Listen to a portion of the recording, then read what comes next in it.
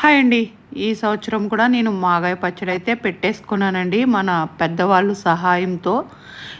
ఎప్పటికైనా సరే మనకి పచ్చళ్ళు పెట్టుకోవడానికి ఇలా పెద్దవాళ్ళుంటే చాలా ఈజీగా మనము ఆవకాయ పచ్చడి, మాగాయ పచ్చడి పెట్టేసుకోవచ్చండి. కొంతమంది తొక్కుడు పచ్చడి, చిన్న ముక్కల పచ్చడి అని కూడా అంటారు. దీన్ని మేమైతే మాగాయ పచ్చడి అని అంటామనమాట. ముందు నేను ఫీలర్‌తో నేను చెక్కుతున్నాననమాట. ఇలా చూడండి అందరి సహాయంతో నేను మాగాయ పచ్చడి పెట్టేసుకున్నానండి. ఈ మాగాయ పచ్చడికి కొద్దిగా పని ఎక్కువగా ఉంటుంది. ఆవకాయ పచ్చడి కన్నా ఈ మాగాయ పచ్చడికి. చూడండి మా వాళ్ళందరూ నాకు హెల్ప్ చేశారనమాట. అందరూ నేను చెక్కేసాను. వీళ్ళందరూనేమో ముక్కలు కట్ చేసేసారండి. ఇలాగా ఇది మేము కొంచెముతోనే పెట్టుకోవడం అలవాటనమాట. మా పెద్దవాళ్ళు అలాగే పెడతారు. అమ్మమ్మ వాళ్ళ నుంచి ఇలా అత్తయ్యలు నేర్చుకున్నారనమాట. వాళ్ళ నుంచి మనము నేర్చుకోవాలి. ఇది చాలా కొంచెం కష్టంగానే అనిపిస్తుంది. సంవత్సరం పైనే నిల్వ ఉండే పచ్చడి చాలా జాగ్రత్తగా పెట్టుకోవాలనమాట. పక్కా కొలతలతో పెట్టుకుంటే అసలు పాడవకుండా చాలా నిలువ ఉంటుందనమాట. అసలు ఫ్రిడ్జ్‌లో పెట్టుకుంటున్నాం కాబట్టి కొత్త పచ్చడిలాగే ఉంటుందండి. పొట్టు కొట్టిన ముక్కలను ఎండలో ఎండబెట్టామనమాట. ఇలా అందరూ హెల్ప్ చేసి పొట్టు కొట్టడం వల్ల త్వరగానే ఎండలో ఎండిపోయిందనమాట. మనకు ఎండు ఎలాగని తెలుసుకోవాలంటే మనము ఎండబెట్టిన దాన్ని గుప్పుడుతో పెట్టుకుంటే అది ముద్దలాగా అవ్వాలన్నమాట. జిగురు వచ్చే విధంగా ఆ విధంగా అయ్యే వరకు ఎండలో ఎండబెట్టుకోవాలన్నమాట. ఇప్పుడు ఎవరి ముక్కలు వాళ్ళకి సెపరేట్‌గా ఎండలో ఎండబెట్టేసామన్నమాట. మనకి పచ్చి ముక్కలు కుంచుడు మేము కొంచెము తవ్వ, సోల, గిద్ద ఇవే ఉపయోగిస్తారండి మా పెద్దవాళ్ళు. అదేవిధంగా ఆళ్ళు పాటించిన గిద్ద కొంచెము ప్రకారంగానే మేము ఇలా పచ్చళ్ళు పెట్టుకుంటూ ఉంటామన్నమాట. చాలా బాగుంటాయండి. సంవత్సరాల పైన నిలువ ఉన్న అస్సలు ఇలా పచ్చడి పాడవదనమాట. చెక్కు చెదరకుండా ఉంటుందన్నమాట. ఎండబెట్టిన కుంచుడు ముక్కలు పచ్చి ముక్కలు ఎండబెట్టితే ఇలా ఎండాక అడ్డుడు అయిపోతాయి అనమాట. అంటే ఆఫ్ అయిపోతాయి అనమాట అండి. కొంచెంలోకి సగం అయిపోతాయి అనమాట. అత్తయ్య అయితే అందులో ఉప్పు కలిపేసుకొని సగం పక్కన పెట్టేసుకుంది అనమాట. అంటే అడ్డుడు ముక్కలు అనుకోండి, ఇది సోల అంటారనమాట. దీంతో అరసాల ఉప్పు వేసుకోవాలన్నమాట అండి.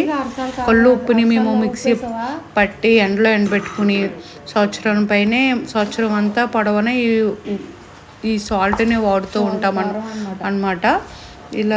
అడ్డుడు ముక్కలకి సాల్ట్, కారము, అరసాలు కూడా ఉంటుందండి. అరసాలు ఉప్పు వేసి కలుపుకొని కొద్దిగా ఆయిల్ వేసుకుని కలుపుకుని ఉంచుకోవాలన్నమాట. 3వ రోజునే మళ్ళీ కలుపుతారనమాట.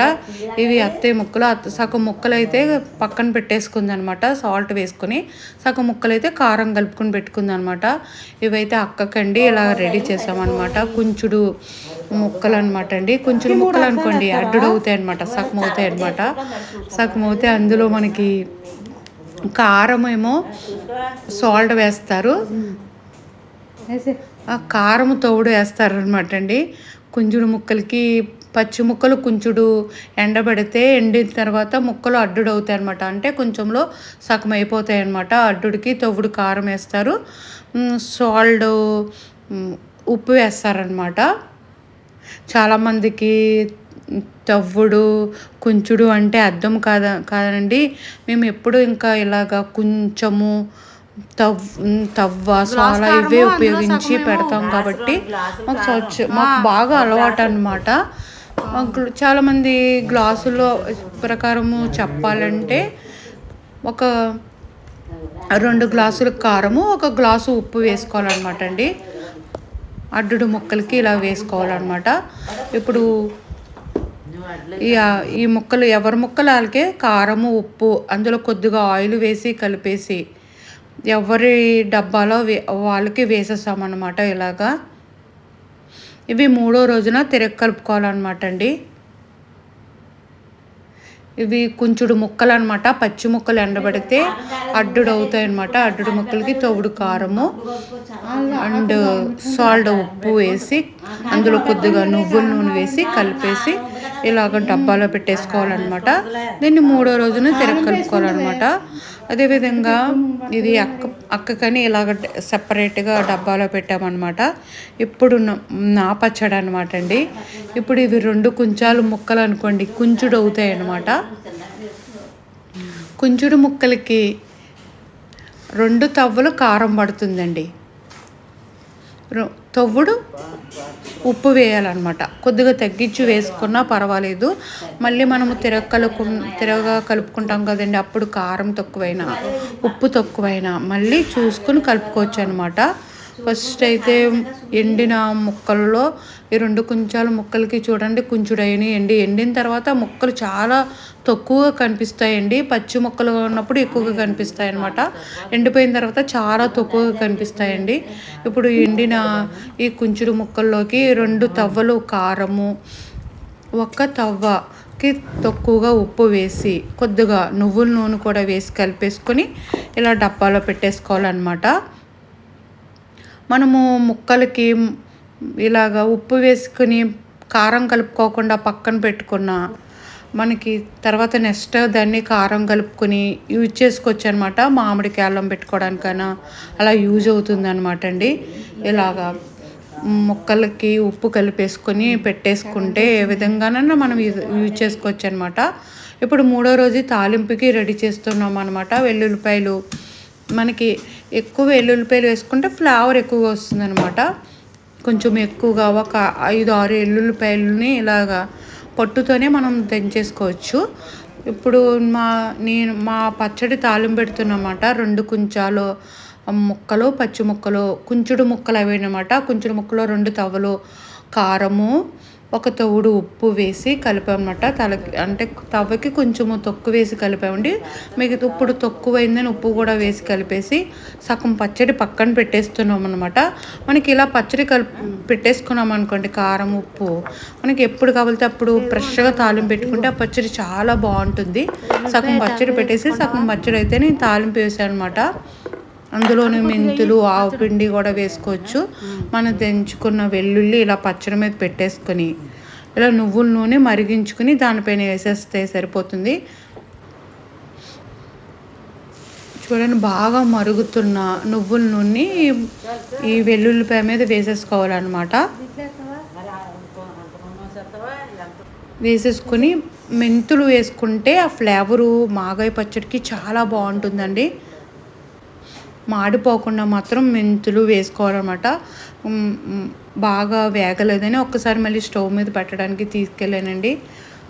స్టవ్ మీద పెట్టి అప్పుడు రంగు మారుతుంది అన్నప్పుడు మనం ఇలాగా మెంతులు వేసేసుకోవాలన్నమాట. ఫ్లేవర్ చాలా బాగుంటుందండి. కొంతమంది కరివేపాకు కూడా వేసుకుంటారు. నేనైతే వెల్లుల్లిపాయ, మెంతిపొడి, ఆవాలు, మెంతిపిండి, మెంతులు వేసాను అనమాట. తాలింపు అయితే అయిపోయిందండి. ఇలా వేడి అన్నంలో ఇప్పుడే ఫ్రెష్గా తాలింపు పెట్టిన పచ్చడి వేసుకొని తింటే ఉంటుందండి. ఆ రుచి నెక్స్ట్ లెవెల్లో ఉంటుందండి. చాలా చాలా బాగుంటుంది. నాకు ఏంటో ఉప్పు పర్ఫెక్ట్గా తెలియాలంటేనే అన్నంలో తింటేనే తెలుస్తుందండి. మామూలుగా ఉప్పు చేతి మీద వేసుకుని తింటే అసలు తెలీదు. రైస్లో అయితే నాకు పర్ఫెక్ట్గా ఉప్పు సరిపోయిందో లేదో తెలుస్తుంది అనమాట. అందుకనే పచ్చళ్ళలో ఎప్పుడు పెట్టుకున్నా సరే నేను ఆవకాయ పచ్చడి పెట్టుకున్నా, మాగ పచ్చడి పెట్టుకుని ఇలా రైస్లో వేసుకుని తింటాం అనమాట. మీకు కనుక వీడియో నచ్చితే లైక్ చేయండి. అర్థమైతే ఒక లైక్ మాత్రం ఇవ్వండి.